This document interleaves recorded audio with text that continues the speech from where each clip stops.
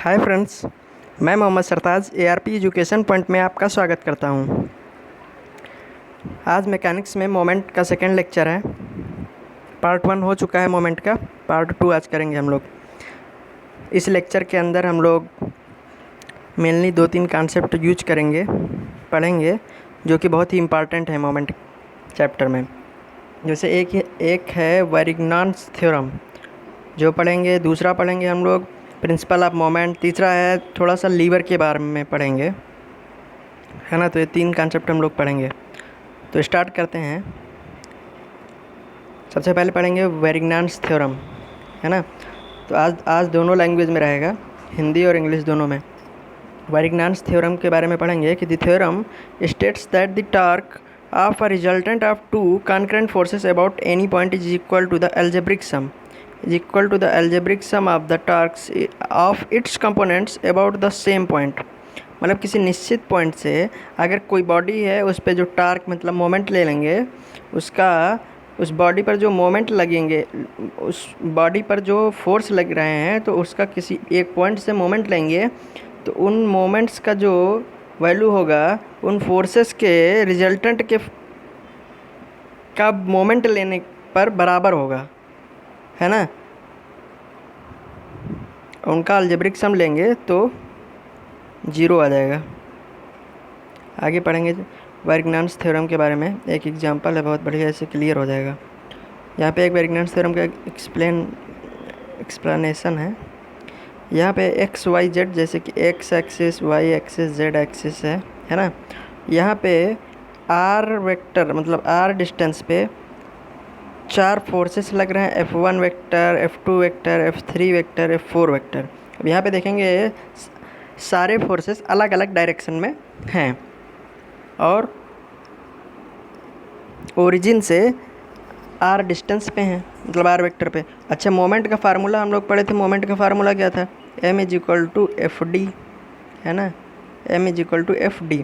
तो यहाँ पे अब जब मोमेंट लेंगे ओरिजिन के रिस्पेक्ट में, तो आर वेक्टर हो गया डिस्टेंस मतलब d, और ये सारे हो गए फोर्सेस। अब इस तरीके से n फोर्सेस का भी हो सकता है ना। तो यहाँ पे 4 फोर्सेस थे, तो mo vector = r vector into F1 vector, r vector into F2 vector plus dot dot dot r vector into Fn vector. अब आगे पढ़ेंगे वैरिग्नान्स थ्योरम। इस प्रमेय के अनुसार किसी समतल के किसी बिंदु के परितः 2 समतली बलों के आघूर्णों का योग, मतलब उनका बीजगणितीय योग, अलजेब्रिक सम, उसी बिंदु के परितः बलों के परिणामी के आघूर्णों के बराबर होता है। जैसा कि हम बताए थे, कोई एक बॉडी है, बॉडी पे विभिन्न सारे फोर्सेस लग रहे हैं। इन फोर्सेस का किसी एक पॉइंट के रिस्पेक्ट में जो मोमेंट लेंगे, उसका सम जो होगा इन फोर्सेस के रिजल्टेंट मतलब आर का उस पॉइंट के रिस्पेक्ट में मोमेंट लेने पर दोनों का मोमेंट जो है वो इक्वल होगा। इसका जो प्रूविंग है वैरिग्नान्स थ्योरम का, वो हम लोग कैसे कर सकते हैं, उसकी कुछ स्थितियां हैं। नंबर 1 है जब दोनों बल एक बिंदुगामी हो, मतलब दोनों फोर्सेस कॉन्करेंट हों। जैसे कि यहाँ पे गिवन है, दोनों फोर्सेस कॉन्करेंट हों। जैसे एक पी फोर्स है, एक क्यू फोर्स है, और दोनों एक ही पॉइंट में मतलब कॉन्करेंट। ये हम लोग पहले लेक्चर में पढ़े थे, फोर्स एनालिसिस वाले चैप्टर में। कॉन्करेंट, नॉन कॉन्करेंट फोर्स कितने प्रकार के होते हैं वो सब हम लोग पढ़ चुके हैं। तो उसी का यूज इसमें है कि जब 2 फोर्सेस मतलब कॉन्करेंट संगामी हो या बिंदुगामी हो, तो वहाँ पे हम लोग कैसे प्रूव करते हैं कि यहाँ पे जो पी वेक्टर और क्यू वेक्टर है, इसका अगर किसी पॉइंट के रिस्पेक्ट में, ओ पॉइंट के रिस्पेक्ट में अगर मोमेंट लेंगे, तो इन दोनों का रिजल्टेंट पी वेक्टर और क्यू वेक्टर मतलब पी फोर्स और क्यू फोर्स का जो रिजल्टेंट आएगा आर आएगा, इनका मोमेंट पॉइंट ओ के रिस्पेक्ट में इक्वल होगा। जैसे कि यहाँ पे फार्मूला से लिखा हुआ है कि ओ के परितः आर का आघूर्ण इक्वल टू बिंदु ओ के परितः बल पी का आघूर्ण प्लस बिंदु ओ के परितः बल क्यू का आघूर्ण, है ना। अब इतना समझ गए हम लोग। फिर दूसरा पॉइंट आता है, दोनों बल समांतर एवं सदृश मतलब पैरेलल एवं लाइक हो, मतलब सेम डायरेक्शन में हो। जैसे कि यहाँ पे एक कोई बॉडी है, बॉडी पर एक फोर्स P लग रहा है, दूसरा लग रहा है Q। अब अगर हम लोग ऐसे ध्यान रखेंगे कि अगर सेम डायरेक्शन में लग रहे हैं तो उनका रिजल्टेंट P प्लस क्यों होता है, दोनों का सम हो जाता है ना। और आगे पढ़ेंगे जब अनलाइक वेक्टर हों, पैरेलल हों लेकिन अनलाइक वेक्टर हों, तो उसके बारे में आगे पढ़ेंगे। तो इसमें फार्मूला बनना है दोनों बल P एवं Q के O पर परिणामी R का आघूर्णों का योग बराबर परिणामी R के आघूर्णों का योग। मतलब इतना, दोनों बल P एवं Q के आघूर्णों का योग इज इक्वल टू परिणामी R का पॉइंट O के परितः आघूर्ण लेने पर दोनों इक्वल आएंगे, है ना। ये पैरेलल एंड लाइक वेक्टर के केसेस था, पैरेलल एंड लाइक वेक्टर, है ना। अब जो लास्ट जो है बोथ फोर्सेस, दोनों forces parallel and unlike forces, मतलब दोनों पैरेलल हों लेकिन एक ही डायरेक्शन में ना हो। जैसे कि यहाँ पे P और Q पैरेलल लगे हैं, लेकिन उस बॉडी पर P जो है ऊपर की तरफ डायरेक्शन है इसकी, अपवर्ड है, और Q जो है डाउनवर्ड है ना। तो इनका जो रिजल्टेंट निकलेगा वो P माइनस Q होगा। अर्थात बलों P एवं Q के आघूर्णों का अलजेब्रिक सम, हमेशा इसमें आघूर्णों में अलजेब्रिक सम देखेंगे हम लोग, मतलब साइन के साथ लेंगे। परिणामी R का O के परितः आघूर्ण, और हमेशा एक निश्चित पॉइंट के रिस्पेक्ट में लेंगे मोमेंट। ऐसा नहीं कि किसी फोर्स के लिए किसी और पॉइंट के रिस्पेक्ट में ले लिए, किसी और फोर्स के लिए किसी और पॉइंट के रिस्पेक्ट में ले लिए, तब गलत हो जाएगा, है ना। इस तरीके से ये कुछ स्थितियाँ बनेंगी जब न्यूमेरिकल करेंगे हम लोग। तो इस तरीके से हम लोग वेरिग्नान्स थ्योरम पढ़ लिए, है ना। प्रिंसिपल ऑफ मोमेंट बहुत इम्पॉर्टेंट है, थ्योरी ऑफ व्यू से और मतलब क्वेश्चन से भी, क्योंकि न्यूमेरिकल सॉल्विंग में ये स्टेटमेंट बहुत इम्पॉर्टेंट होते हैं सॉल्व करने में। चलते हैं आगे, थोड़ा सा पढ़ते हैं प्रिंसिपल ऑफ मोमेंट के बारे में। The principle of moments states that when in equilibrium the total sum of the anti clockwise moment is equal to the total sum of the clockwise moment.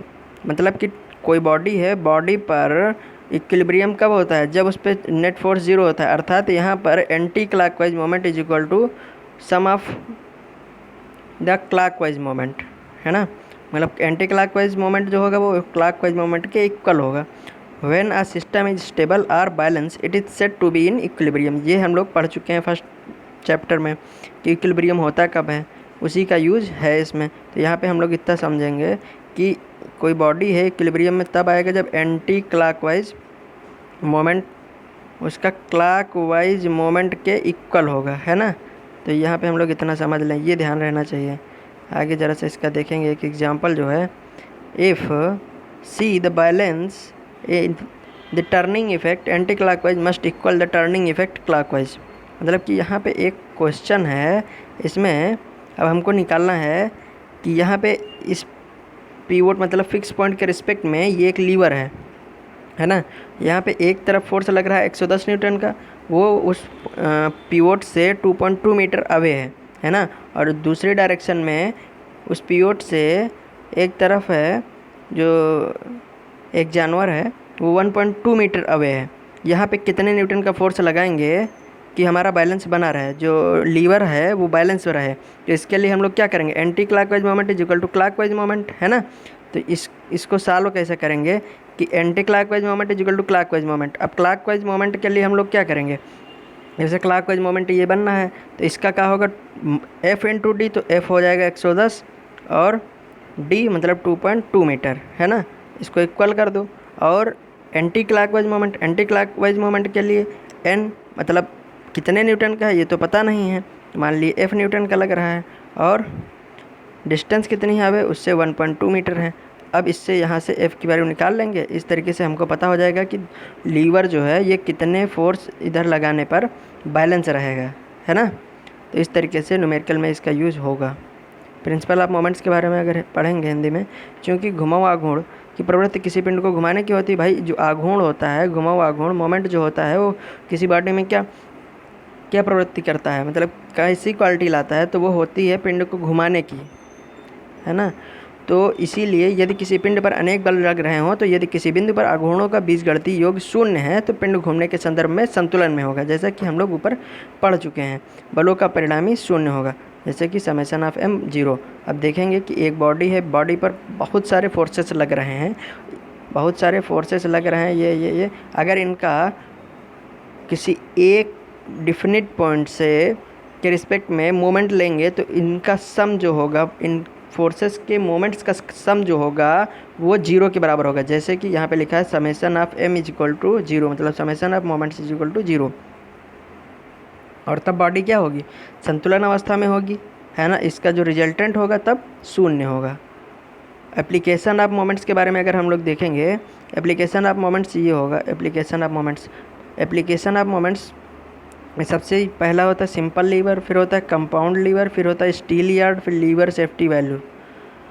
Beam में support reaction आदि में इसका use किया जाता है moments का, है ना।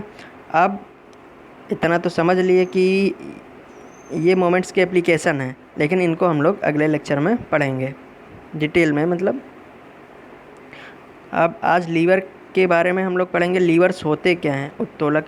लीवर्स एक स्थिर बिंदु पर चलित, मतलब हिंज्ड, एक रिजिड तथा सीधा अथवा वक्राकार छड़ होती है। वह उस स्थिर बिंदु के परितः घूमने के लिए स्वतंत्र होती है, को आलम्ब या सपोर्ट कहते हैं।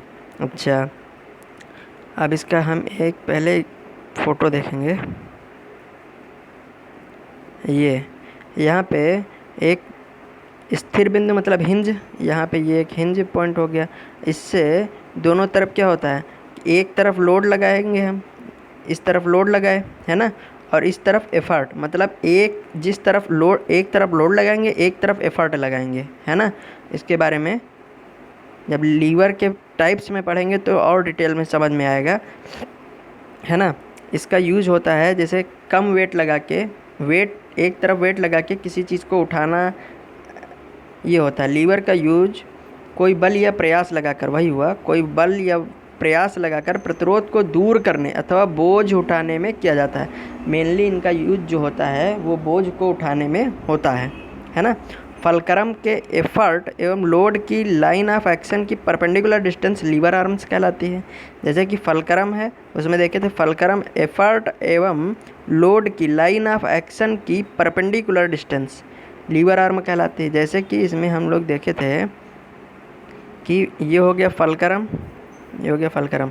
फलक्रम की फलक्रम पे जो मतलब उसकी ये लाइन है, इसके लाइन ऑफ एफर्ट और लोड के लाइन ऑफ एक्शन की परपेंडिकुलर डिस्टेंस जो होती है वो लीवर आर्म होती है। और ये यहाँ से यहाँ तक जो है ये है एफर्ट आर्म, यहाँ से यहाँ तक है रेजिस्टेंस आर्म, है ना। तो इस तरीके से हम लोग लीवर्स के बारे में पढ़े हैं। अब लीवर्स के एग्जाम्पल के बारे में हम लोग पढ़ेंगे तो दैनिक जीवन में लीवर्स के एग्जाम्पल मिलते हैं। जैसे कि हैंड पंप की हत्थी, हैंड पंप पे हम लोग क्या निकालते हैं, मतलब थोड़ा सा एफर्ट डालते हैं और लोड के द्वारा पानी निकालते हैं हैंड पंप के थ्रू, है ना। और फिर कील निकालने की हथौड़ी, कील निकालने की हथौड़ी, सरौता, है ना, और क्रोबार एटसेट्रा लीवर के यूज के व्यवहारिक उदाहरण हैं। अब इसमें एक पॉइंट रह गया है, लीवर का यूज जो होता है ये मतलब दिमाग में बैठा होना चाहिए कि लीवर का यूज जो होता है वो होता क्यों है, कि हम लोग एफर्ट लगा के किसी बोझ को या लोड को या ओवरकमिंग रेजिस्टेंस को उठाने में यूज करते हैं इसका, है ना। तो इस तरीके से हमको यूज पता होना चाहिए। तो आज हम लोग आज के लेक्चर में 3 चीज़ें पढ़े हैं। पहला पढ़े हैं वेरिग्नान्स थ्योरम, दूसरा पढ़े हैं प्रिंसिपल ऑफ मोमेंट, फिर तीसरा पढ़े हैं लीवर के बारे में, है ना। लीवर के बारे में डिटेल में अगले लेक्चर में पढ़ेंगे, वो नहीं मिस करना। और जो इस लेक्चर को पढ़े हैं इसके बेसिस पे न्यूमेरिकल्स कर लें, है ना। और जो लोग हमारे चैनल्स पे नए हैं वो प्लीज़ चैनल को सब्सक्राइब कर लें।